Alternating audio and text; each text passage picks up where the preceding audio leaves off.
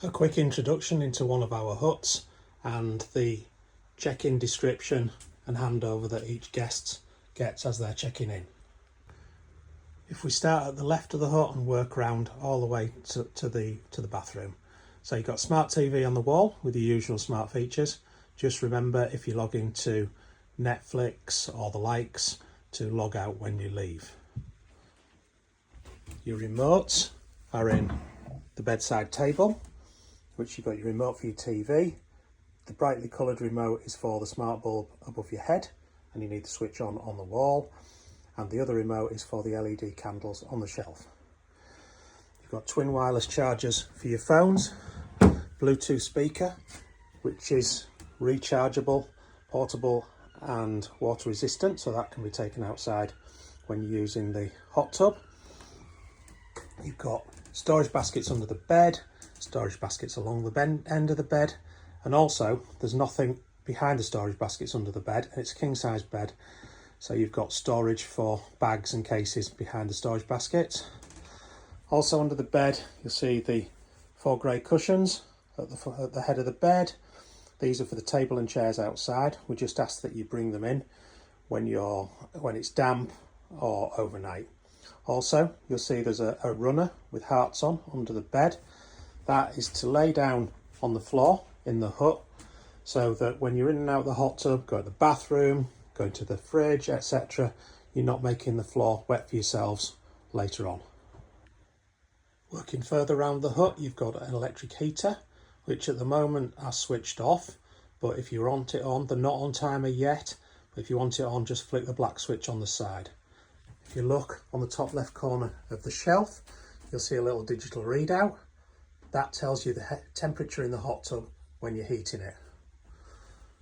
The welcome book on the table tells you everything I'm telling you now, plus lots more. Lots of tips on using the hut, lots of tips on the area, etc, etc. And also both myself, Andrew, and Claire's numbers are in the front of there, so if there's any problem whatsoever, if you want any help with anything, feel free to text or ring us. Moving further around, you've got your wood burner. The full instructions on how to make the fire and light the wood burner are in the book. Your fire lighters are in the black tin. You've got a little bit of kindling next to the black tin. You also have some logs under the table for the inside wood burner, and you've got a log store full of logs and kindling outside. Here we have the boiler cupboard, which I'll just show you inside. So inside we have the boiler, which is all set. You don't need to mess with it. It's all ready to go. You've got your bin. You've got a fold-up bucket, should you need a bucket for anything. You've got a little tower fan at the back that sits nicely on the table and is very quiet, so useful for a hot evening. And you've also got an extension lead, and I'll explain what that's for in a minute. In here you've got your bathroom with your robes on the back of the door. Shower round to the right. It's quirky, but a standard thermostatic bar shower, typical of any house. You've got your Neal's Yard toiletries, and then finally, while we're in the bathroom, you'll notice there's a sign that's very to the point above the toilet. That's because we're on a waste treatment plant and it's absolutely crucial, so it's pee, poop and paper only, please.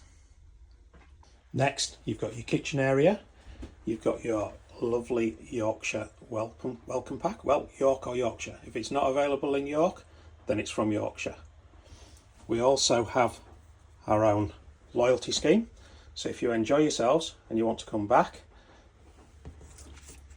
you get a stamp for every night that you stay. So when you've got 8 stamps in total, the next time you make a minimum 2-night booking, you get a free night added onto your stay. These guests have chosen one of our beautiful slow cooker meals. Chili con carne with guacamole, homemade guacamole, may I add, sour cream and grated cheddar cheese and rice on this occasion. If you decide to use our gorgeous own blend of coffee made by York Emporium in the cafetiere, we just ask that with the coffee coffee grounds that you put them in the silver bin, which you'll notice underneath the hut. If we look in the cupboard underneath the kitchen area, you'll see that you have a fridge which has some milk and butter in to get you started. The microwave is as easy as they come. It's just power and time. You don't need a degree to operate it. And then finally you've got the induction hob, which just is stored inside the cupboard. If you haven't used an induction hob before, the only difference is that the kettle or the pans need to be on it for it to get hot. So the lights will all come on, but it won't get hot until the kettle or the pans are on it.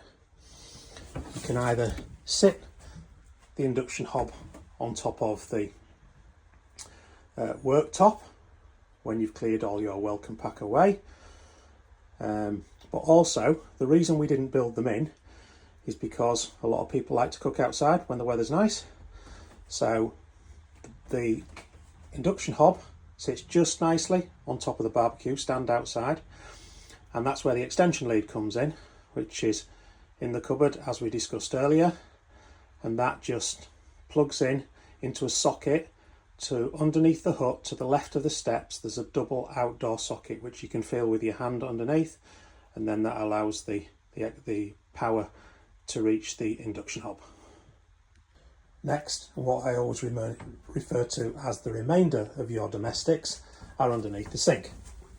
So just open the cupboard, you see your bits and bobs container that's got your lighter in for your hot tub or for the fire in here. You'll also find some matches in there should the lighter stop working and we're not around, all your cleaning gear, your draining board. Most of your glasses are on the shelf up there, but your unbreakable glasses for using in the hot tub are down there. So there's a couple of champagne flutes and a couple of tumblers. And then also, if you look in the back of the cupboard, you'll see a rice cooker. So if you've ordered a slow cooker meal and you've finished with the slow cooker, as you can imagine in this area, there's a place for everything. So the slow cooker, once cleaned, just sits in the back of the cupboard with the lid upside down and the rice cooker on top of it. You should really want for nothing as well. In there you've got cooking oil, vinegar, tin foil, all your condiments are up there. So really, you just need to bring yourself and your personal belongings. The only thing left to cover now is to talk you around the hot tub. So let's go outside and have a look at the hot tub. And finally, the bit you've been waiting for is the hot tub. The fire is made ready to light. You just look around here, you'll see you've got a log store full of logs and kindling, and you've also got what's technically known as a wafter to get the fire going. We make the fire slightly different in the hot tub. It's become affectionately known as a kindling sandwich. So basically a row of logs, a couple of fire lighters, handful of kindling and another row of logs on top. You light the fire lighters and then take the aluminium wafter and waft it until you see smoke coming out the top of the chimney, and then for about another 2 or 3 minutes more. Make sure that the vent is fully open on the door when you shut the door, and that will burn for approximately 45 minutes to an hour. Your controls for your hot tub are on the side here. You have your lights and your bubbles.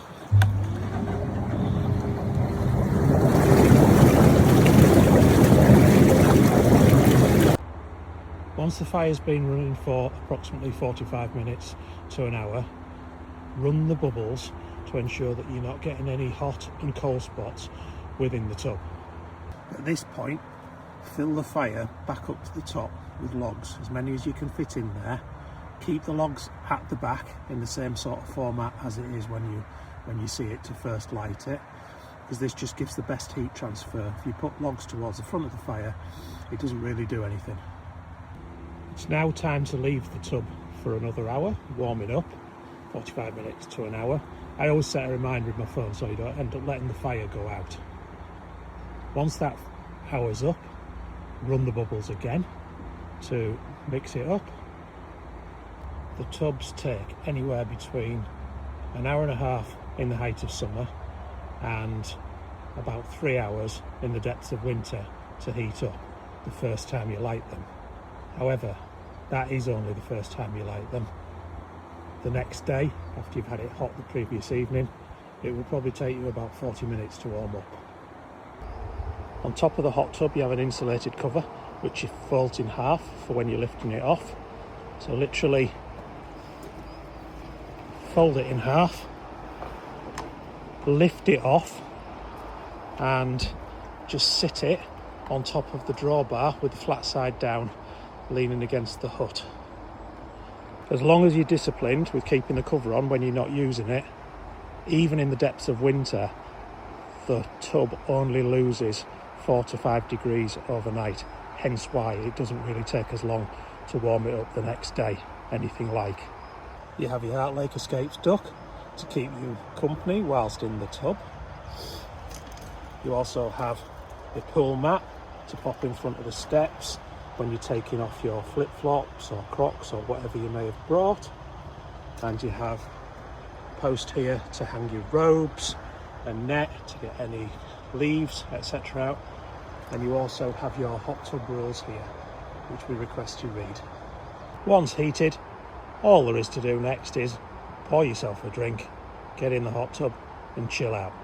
If you have any issues, struggling with anything, please call Andrew and Claire on the telephone numbers in the front of the welcome book. The message is, if you're struggling, don't struggle.